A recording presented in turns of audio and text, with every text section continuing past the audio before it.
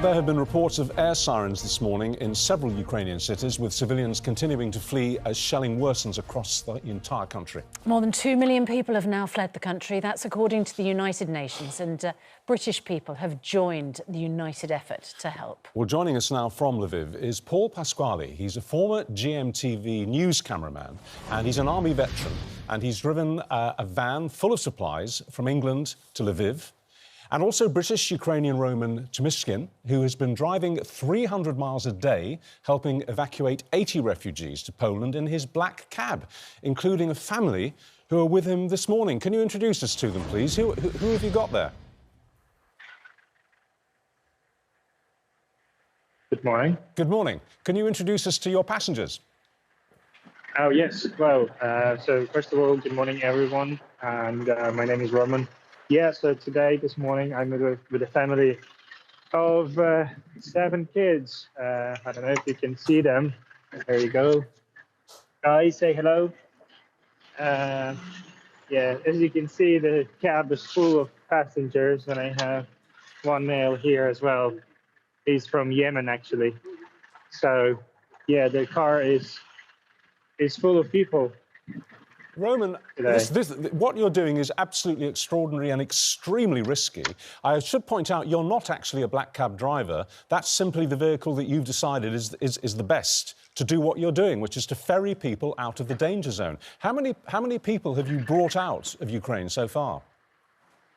Well, I lost the count, to be honest, but I reckon it's about 100 people today. Yeah, and yes, you are correct. I'm not the cab driver. It's just one of the cars that I own, and I decided to use for this purpose. I just love people like you who make a difference, who just get stuck in and make a difference to people's lives. What motivates you to do this? I think it's just it's not about the motive. You know, I don't know. I just can't stay behind this strategy in the Ukraine, and seeing these faces, hearing the stories. You can't just do nothing. You have to do something, and this is the very least I decided and I could do. So, I mean, it's just humanity that speaks, and I don't know. There's no real motivation. You just want to have a peace, and I think these people deserve a good life, good quality life, and you know, this is the very minimum I can do. Well, you're British-Ukrainian, aren't you, Roman, and originally from Lviv? I am. So obviously there's a personal and national motivation for you. What an extraordinary story, and using that black cab, incredible. Let's talk to Paul Pasquale, who used to work, Paul, as a cameraman at GMTV. You were also a former army veteran. You also were in Lviv. So what have you managed to do so far? Well, not anywhere near as much as Ronan, by the sounds of it. I arrived just to bring in some supplies that I was told were really needed to head east to the Donbass region. So I just brought them in last night. We unloaded them off, and they're on their merry way right now. And then I just plan to turn around. I've got some passengers to take, a couple of kids, a grandmother and a young lady, so I'll be taking them back. Well, I mean, you're downplaying it a little. You have raised thousands of pounds in just a few hours. You packed your van full of baby food, formula, supplies for new mums and medicines, and you've made a pretty dangerous journey. We were talking to Roman about what his motivation might have been. Yours is obviously to help. But you have in mind someone particular, don't you? A colleague who you lost. Yeah, a fellow cameraman, Taras, was killed in Iraq when we were there together, and I think he kind of gave me that.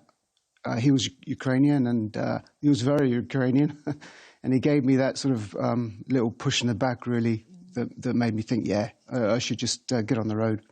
Paul, you're no greenhorn in terms of war zones. You've filmed news footage in many of them. And in fact, you were very badly injured in the Iraq War, weren't you? How are you now? Have you recovered from those injuries? Oh yeah, I mean, now I've worked hard to sort of put those injuries behind me. They kind of still remind me that they're there occasionally, but I get confused sometimes whether that's just old age or my injuries. To be honest, I get confused between the two these days. Well, the obvious follow-up question is, you've seen war zones up close and personal and been a victim in them. What's your assessment of the war zone that you're working in now? Not for news, but for charity, basically. How bad is it? Look, I came across the border last night, and the border crossing point, I was watching news reports saying that they had, Red Cross and other sort of agencies there. The point I crossed last night had nothing, and there were thousands and thousands of people there, freezing cold. The border point was sort of almost jammed up. It wasn't easy getting through either. I was just very surprised at how I didn't see any agencies there helping these people out, because they desperately need it to get across. You talk about the people of Ukraine. What's your assessment of their morale and of their mood in this time? Defiance is just too light a word, really. I was talking to some of them last night, and it is just mind-blowing, their determination to keep their country. I've never experienced in my life that level of determination from the people. That is a really interesting reply. As you say, you've been around the block a few times, and you've seen people fighting for their freedom and their liberty and fighting for their territory. And you're saying to us that you've never seen anything at this level. No, I wouldn't want to be a Russian. Definitely not. No. Extraordinary. Could we just quickly go back to Roman and his black cab? Roman, how much longer are you going to continue running with the meter off? How many more people do you think you'll be getting out? As much as needed, really. I can stay here forever and fight forever, but I don't think it will take that long. I'm very confident that the victory will come soon. But yeah, I'm very determined to do as much as I can for as long as needed. Roman, I wonder if you could just describe the scene there where you are. Because it looks remarkably calm. What is it like right now? Oh, unfortunately, we've just at that moment, we've lost the line. Anyway, Roman. Yeah, Roman, I just wonder if you could describe what the scene is like there at the moment. Well, in Lviv, it's quite safe at the moment. It's quiet these days. The only trouble is to help those people, refugees, because the city is very busy. The local authority is super busy. We have plenty of volunteers, but it's just simply not enough. And yeah, at the border crossing point, it's very frightening because people coming very scared, and there is not enough control in place. But so far, the families I'm carrying, they act very, very nice, and they understand the trouble. I think sometimes it's just very difficult for the kids because they feel disoriented with all these circumstances.